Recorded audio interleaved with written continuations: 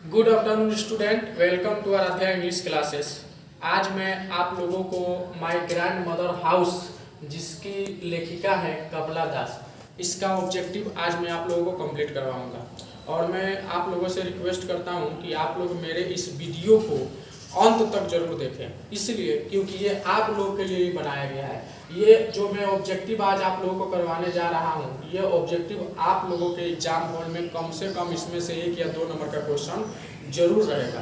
तो इसलिए मैं आप लोगों से काइंडली रिक्वेस्ट करता हूँ कि जितने सारे स्टूडेंट हैं, आप इस ऑब्जेक्टिव क्वेश्चन को अंत तक जरूर देखें। चलिए let's start about my grand mother's house.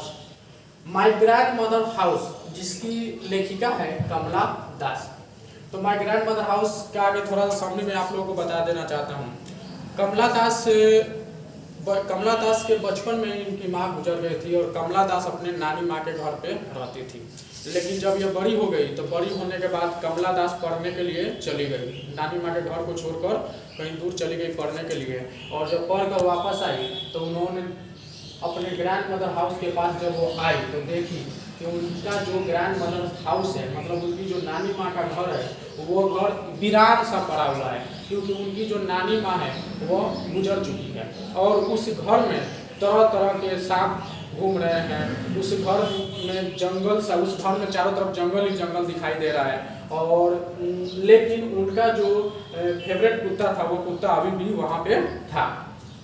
तो आगे जानते हैं इस ऑब्जेक्टिव को, क्योंकि ये ऑब्जेक्टिव आपके एग्जाम हॉल में अच्छी तरह से कम 1 या 2 नंबर का जरूर पूछेगा। देखिए, पहला जो ऑब्जेक्टिव का क्वेश्चन है कि कमला दास वाज बोर्न इन, मतलब कमला दास का जन्म कब हुआ था।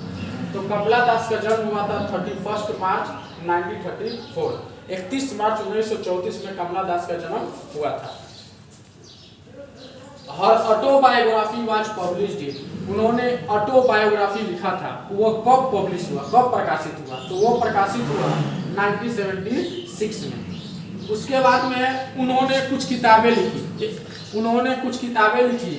जैसे पहला किताब जो था समर इन कोलकाता, पब्लिश हुआ 1963।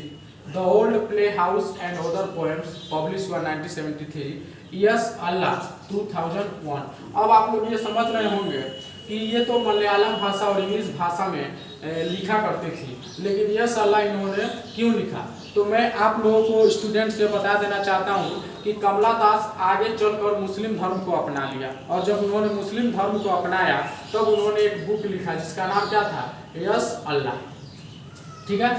और एक बात मैं आप लोग को यहाँ पे बता रहा हूँ, इनको नोबेल प्राइज भी मिला था। She was received the Nobel Prize 1984 में। 1984 में इनको नोबेल प्राइज भी मिला था।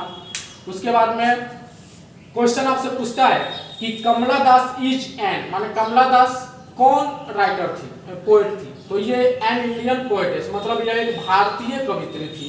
उसके बाद में कभी कभी इसमें क्या करेगा, एक लाइन उठा देगा और लाइन उठाकर पूछेगा कि आप बताइए ये लाइन कहाँ से लिया गया है। तो जैसे यहाँ पे एक लाइन उठाया है, there is a house now far away, बोलेगा कि यह जो लाइन है वो किस कविता से लिया गया है। 4 ऑप्शन दे देगा, जिसमें से एक माय ग्रैंड मदर हाउस दे जाएगा। तो इसके जो ये लाइन जो है वो कहाँ से लिया गया है? ये लाइन लिया गया है माय ग्रैंड मदर्स हाउस से। उसके बाद में कमला दास रोड इन इंग्लिश, मतलब मैंने अभी आप लोगों से बताया कि कमला दास इंग्लिश और मलयालम दोनों भाषा में अपनी कविताएं को लिखा करती थी। तो इंग्लिश के अलावा उन्होंने कौन सा भाषा में लिखा था? मलयालम। उसके बाद snakes were seen among dash in my grand mother's house. Kamala Das यहाँ पे बोल रही है कि जब उनकी नानी माँ मर चुकी है तो नानी माँ मरने के बाद वो घर जो है वो खंडहर के समान हो गया है, और उस घर में विभिन्न प्रकार के स्ट्रेंज और विभिन्न प्रकार के विचित्र जानवर, विभिन्न प्रकार के सांप इधर उधर घूम रहे हैं। और कमला दास जब बच्ची थी तो उनको बहुत सारी किताबें मिला करती थी पढ़ने के लिए। उसी किताब के बीच में सांप जो है वो देखने को मिला है। तो ये था माय ग्रैंड मदर हाउस का ऑब्जेक्टिव। इसमें से कम आप लोगों का 1 नंबर या 2 नंबर का जरूर पूछेगा। और मैं रिक्वेस्ट करता हूं कि आप लोग इस वीडियो को अंत तक जरूर देखें, ताकि आप लोगों के लिए काफ़ी प्रॉफिट हो। और कृपया करके मेरे चैनल को सब्सक्राइब और शेयर जरूर करें। Thank you very much.